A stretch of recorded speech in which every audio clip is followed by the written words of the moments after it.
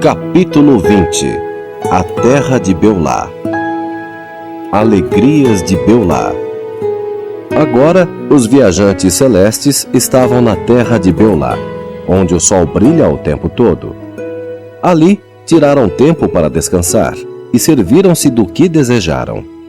Os pomares, vinhedos e toda a abundância pertenciam ao rei do país para onde estavam indo.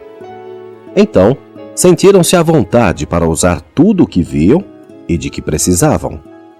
Logo estavam revigorados naquele clima maravilhoso e não mais careciam de descanso ou recreação. Os sinos tocavam e as melodiosas trombetas soavam de manhã à noite, e os viajores felizes já não podiam dormir. Contudo, nunca ficavam sonolentos, nem sentiam mais leve cansaço. Estavam cheios de energia e de vida abundante. A conversa dos que caminhavam pelas ruas era: mais peregrinos chegaram à cidade. E muitos atravessaram o rio hoje e tiveram permissão para entrar pela porta de ouro. Então, uma voz anunciava em alto som: uma legião de seres brilhantes acabou de chegar.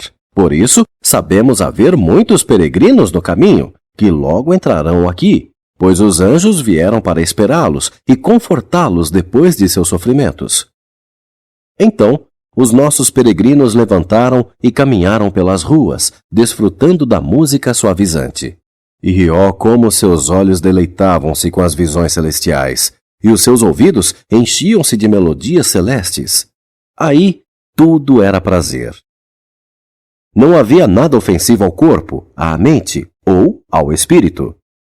Apenas a água do rio sobre o qual teriam de ir era um pouco amarga ao paladar, mas tornava-se doce depois que descia.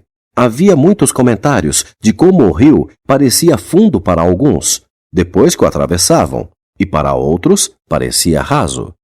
Descobriram que havia uma lista dos nomes de todos os nobres peregrinos do passado, e um registro de todos os seus feitos famosos. Neste lugar era costume as crianças entrarem nos jardins e colher flores e oferecê-las aos peregrinos com terna afeição.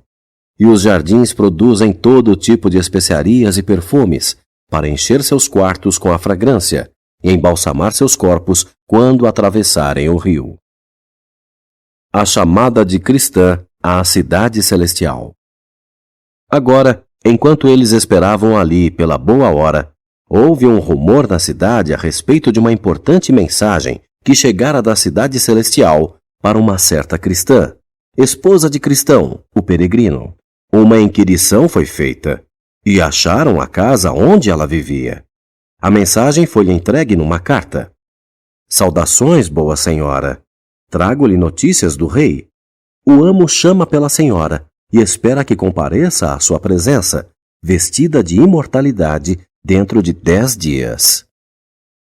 Quando o mensageiro leu para ela esta carta, apresentou-lhe um penhor de que era de fato um mensageiro, que viera ordenar-lhe que se preparasse para a partida. O penhor era uma flecha, aguçada com amor, que, introduzida gentilmente em seu coração, foi gradualmente produzindo nela um tal efeito que, na hora marcada, estava pronta para ir. Ao ver que a sua hora chegara e que ela seria a primeira de seu grupo a atravessar o rio, Cristã chamou o Senhor generoso, o seu guia, e deu-lhe a notícia. Ele afirmou estar alegre pelo fato e que ficaria igualmente alegre se a convocação fosse para ele. Então ela pediu-lhe conselhos de como preparar-se para a viagem. Ele deu-lhe instruções completas concernentes à partida e garantiu-lhe: nós, os que sobrevivermos, acompanharemos você até a margem do rio. O adeus de Cristã. Então ela chamou os seus filhos e deu-lhes a sua bênção. Afirmou-lhes que ainda podia ler claramente a marca colocada em suas testas e que se alegrava por ver que eles permaneciam no caminho e por tê-los ao seu lado na última hora. E regozijava-se especialmente por eles haverem mantido alvas as suas vestiduras. Cristã doou aos pobres o pouco que possuía e admoestou os filhos e as noras a estarem prontos quando fossem chamados. Depois de dizer essas palavras aos filhos e ao guia, chamou o Senhor valente pela verdade e incentivou-o. O Senhor tem se mostrado verdadeiro o tempo todo. Sê fiel até a morte, e o meu rei dar-lhe-á a coroa da vida. O Senhor me faria o favor de olhar para os meus filhos? E se em qualquer ocasião os vir debilitados, falar-lhes-ia com exortação? Pois meus filhos e minhas filhas, esposas deles, têm sido muito fiéis, e o cumprimento da promessa será a recompensa que terão. Ao Senhor inabalável ela deu um anel, com estas palavras: Sede firmes e constantes, sempre abundantes na obra do Senhor, sabendo que o vosso trabalho é vão no Senhor. Então ela chamou o Senhor honestidade e anunciou aos que estavam no quarto quando ele entrou: Eis um verdadeiro israelita, em quem não há dolo. Ele confortou-a. Desejo-lhe um belo dia, quando partir para Sião. Orarei para que atravesse o rio em terra seca. Ela replicou: Chova ou faça sol, quero ir no dia marcado por meu Senhor. Não importa como esteja o tempo em minha jornada, terei ocasião de me sentar e descansar quando chegar ao fim e ficar perfeitamente seca. Então o Senhor Manquitola veio vê-la, e ela consolou-o. A sua viagem foi difícil até aqui, mas isso fará mais doce o seu descanso. Vigie e esteja pronto, pois na hora em que você menos esperar, o mensageiro virá. Depois dele, veio o senhor Desânimo e a sua filha medrosa, a quem Cristã exortou. Vocês devem para sempre recordar com gratidão o seu livramento do castelo da dúvida e das mãos do gigante desespero. Por causa desse grande favor, estão hoje aqui nas fronteiras do céu. Sejam vigilantes e descartem qualquer medo. Sejam sóbrios e esperançosos até o fim. Dirigiu-se então ao Senhor fraco. Você foi liberto das mãos cruéis do inimigo do bem, para que possa ver o rei em paz e viver para sempre na luz do céu. Aconselho tão somente a volver de sua tendência para o medo e de sua prontidão a duvidar da bondade de Deus, antes que ele o chame, a fim de que não fique envergonhado quando estiver diante dele. Cristã atravessa o rio. Chegou o dia em que Cristã deveria pôr-se a caminho, e a estrada estava cheia de gente para vê-la embarcar no rio misterioso. Agora veio uma visão da outra margem, e toda a congregação podia ver que a praia do outro lado do rio estava repleta de cavalos e carruagens, e uma enorme multidão que viera do alto para acompanhar Cristã ao portão da cidade.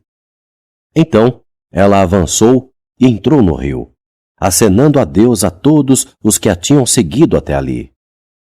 As últimas palavras que ouviram dela foram: Senhor, vim para ti, para estar contigo e bendizê-lo por toda a graça que me foi dada. Seus filhos e amigos, sentindo-se solitários agora que ela se fora, mas ao mesmo tempo alegres por ela estar livre das labutas da estrada e por achar-se agora com o seu rei e o seu marido, num lar melhor que qualquer um que a terra pudesse oferecer, afastaram-se chorando das margens do rio. Todavia, alguns sorriam através das lágrimas ao dirigir-se às suas respectivas casas, pois sabiam que aqueles que esperavam por Cristã no outro lado haviam-na carregado para fora de suas vistas. A chamada de outros peregrinos. No decorrer do tempo, chegou à cidade outra mensagem. Dessa vez, foi para o senhor Manquitola. Um mensageiro comunicou-lhe: Vim da parte daquele a quem você tem amado e servido todos esses anos, mesmo de muletas, para dizer-lhe que ele o espera em sua mesa para jantar com ele, no dia seguinte ao da Páscoa. Prepare-se para a jornada. Então, ele deu-lhe uma prenda para autenticar a sua mensagem. Quebrei o vaso de ouro e rompi o fio de prata.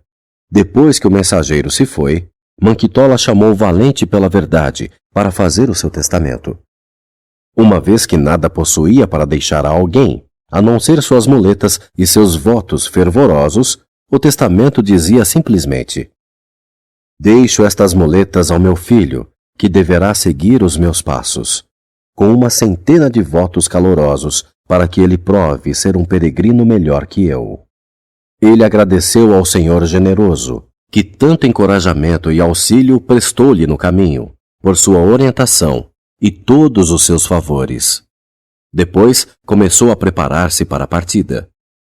Ao chegar à beira do rio, ele decidiu: agora não preciso mais destas muletas, porque do outro lado há cavalos e carruagens esperando para levar-me à cidade celestial. E terei um corpo perfeito. As suas últimas palavras foram: bem-vinda, vida! E ele se foi. Depois dele, o senhor Fraco recebeu notícias. O carteiro tocou a corneta à sua porta. Quando o Fraco convidou-o a entrar, ele respondeu: vim dizer-lhe que o seu mestre o reclama, e que em pouco tempo deve vê-lo na glória. E tome isso como prova da veracidade de minha mensagem.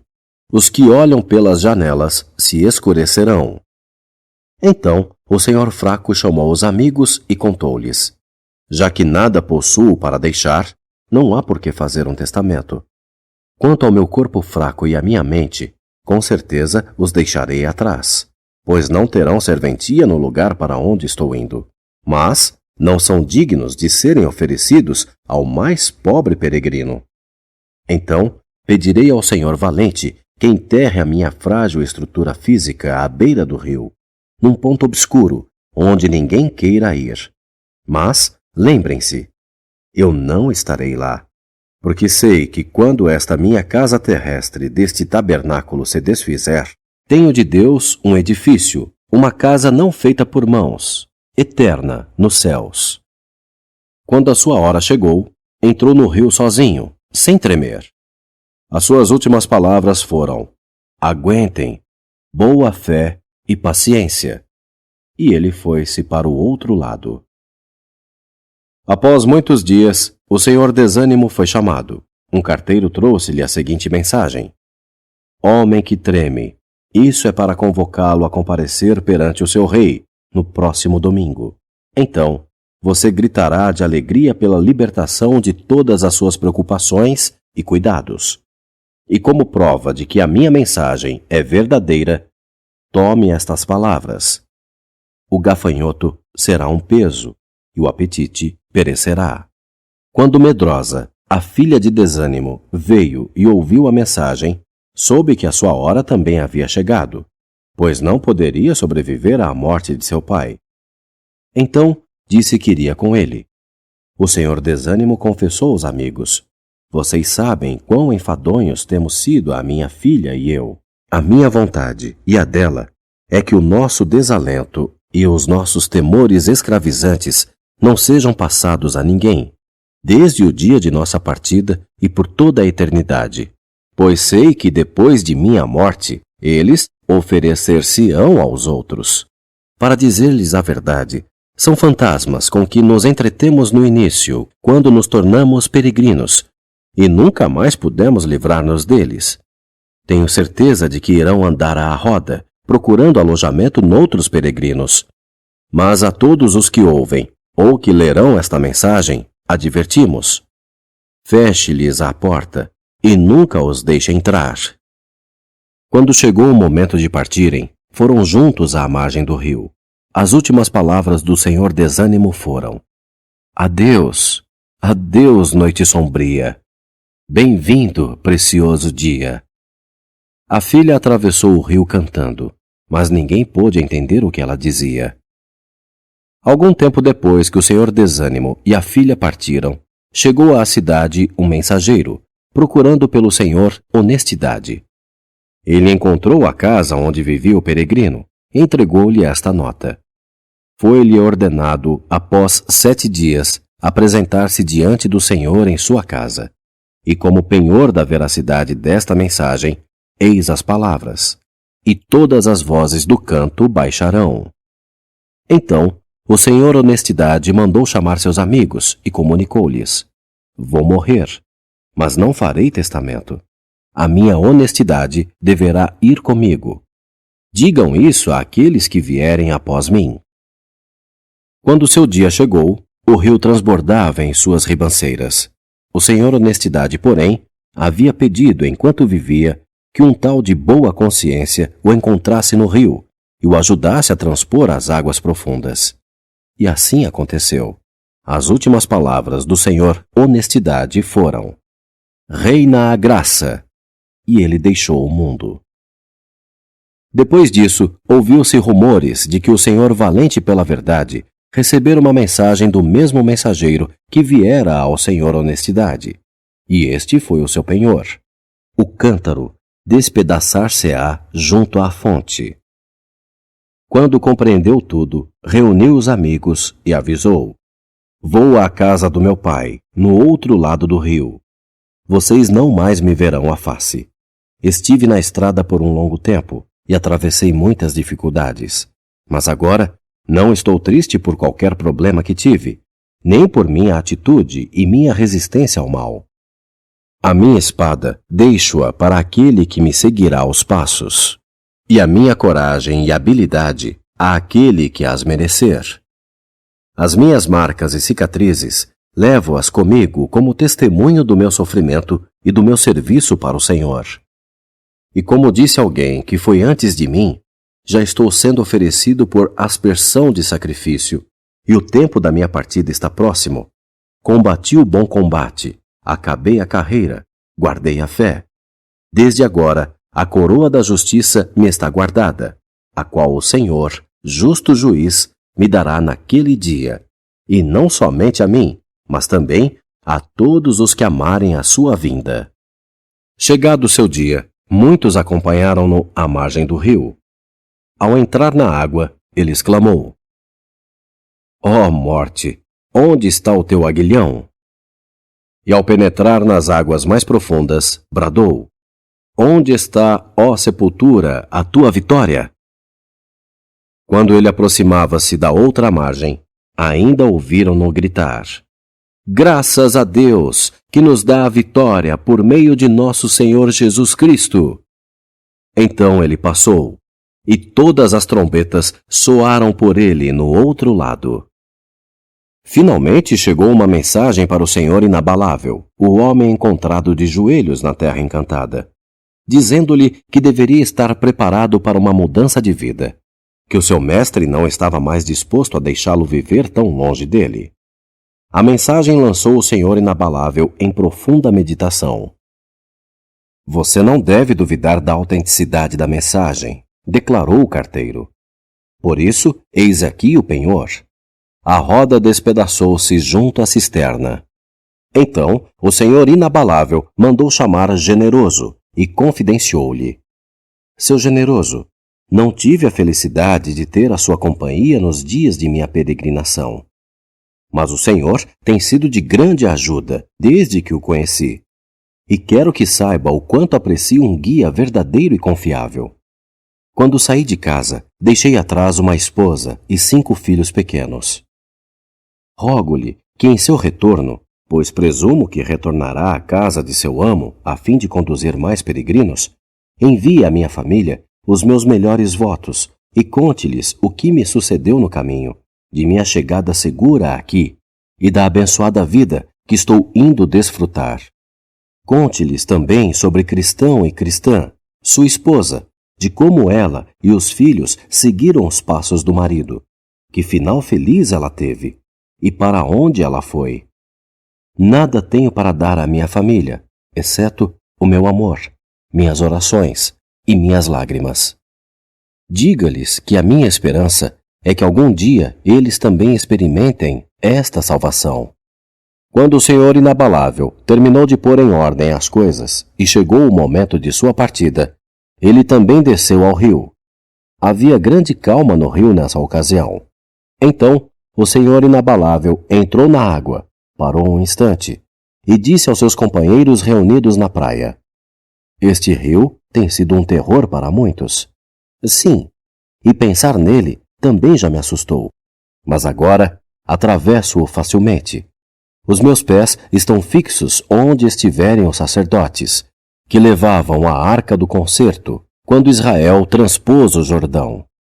As águas são, de fato, amargas ao paladar e frias ao corpo. Todavia, o pensamento daquilo para o qual estou indo e da escolta que me espera do outro lado é como brasa ardente em meu coração. Vejo-me agora ao final da jornada. Meus dias penosos são passados. Verei a cabeça que foi coroada de espinhos e a face que por minha causa foi cuspida. Eu vivi por fé e pelo que ouvi dizer, mas agora estou indo ao lugar onde viverei pela vista e estarei com aquele com quem me deleitarei. Eu gostava muito de ouvi-lo falar, e onde eu pudesse ver as suas pegadas nas areias do tempo, ali deleitava-me em caminhar. O seu nome tem sido um precioso tesouro, mais doce que todos os perfumes. A sua voz, regozijo-me de ouvi-la, e a sua face excede para mim toda a beleza da terra e do céu. A sua palavra eu a usava como alimento para minha alma e como um antídoto contra as minhas faltas. Ele mantinha-me longe das minhas iniquidades e segurava-me firmemente. Sim, os meus passos ele fortalecia em seu caminho. Ao terminar a última frase, o seu semblante mudou. A sua forte ossatura dobrou-se e ele se foi depois de pedir: Recebe-me, Senhor, porque venho a ti. Os amigos não mais o viram. A recepção dos fiéis na cidade eternal. Como foi glorioso ver o céu além do rio, cheio de cavalos e carruagens, trompetistas e flautistas, cantores e músicos, e miríades de imortais balançando palmas para receber os fiéis, enquanto eles entravam em fila pelo portão da cidade eternal. No extinguir-se da música e no desvanecimento da glória daquela cena, acordei do meu sonho